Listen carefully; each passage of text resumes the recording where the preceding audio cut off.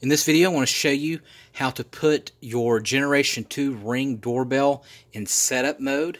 That way you can start connecting to your app. So I'm assuming you have the Ring app already on your phone. It's asking you to press this to get it to setup mode. It's fairly simple to do. Now if you don't have it off of the bracket on the door, just simply go to wherever you have your door and unscrew the doorbell off of the bracket, and you're going to see here there's going to be two holes here, 1 and 2, and it's going to be held up in that bracket with Phillips head screwdriver. So the only thing was screws. So the only thing you need is a Phillips head screwdriver, and of course you unscrew both of these off, and then from there what you're going to do is pop it off, and it's going to expose the back because you just took it off the bracket.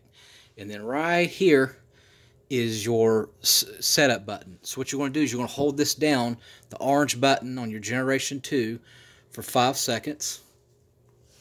And it's going to verbally let you know.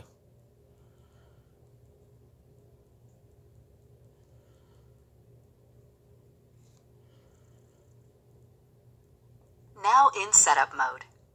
Okay.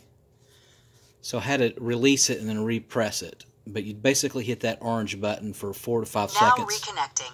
And then what you want to do is you want to program it in on your phone.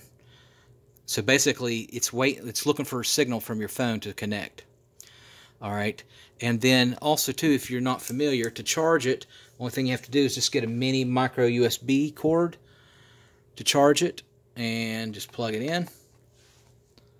And you want to wait for about 30 minutes and that should fully charge it.